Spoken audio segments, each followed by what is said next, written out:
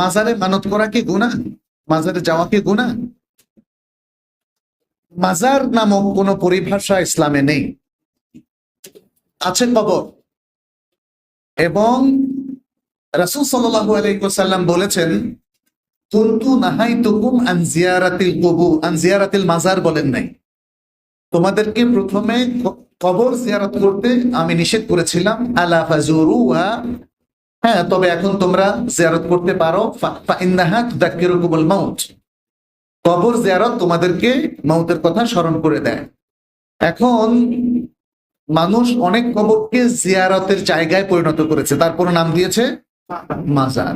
এটা কিন্তু রাসূল সাল্লাল্লাহু আলাইহি ওয়াসাল্লামের দেওয়া নাম নয়, সাহাবাদের দেওয়া নাম নয়, ইমাম আবু হানিফা রাহিমাহুল্লাহর দেওয়া নাম নয়, মানুষ বানিয়েছে। এত বেশি জিয়ারতের জন্য সুযোগ সুবিধা সৃষ্টি করেছে, গম্বুজ তৈরি করেছে, কবর উপর সৌধ তৈরি করেছে, এবং কবরকে নানা রকম কর্মকাণ্ডের একটা মার্কাজ বানিয়েছে, যে কারণে এটা নাম হয়ে গেল মাজার।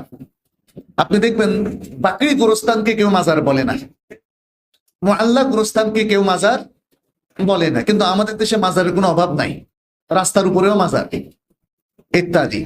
তো সুতরাং বুঝাই যাচ্ছেন যে মাজারে আসলে যাওয়া যাবে না। যদি কোনো ব্যক্তির সত্যি কোনো কবর আছে বলে মনে হয়, কোনো ভালো ব্যক্তি মুসলিমের, তাহলে সেই কবরে সালাম দেওয়ার জন্য জিয়ারত করা জায়েজ আছে।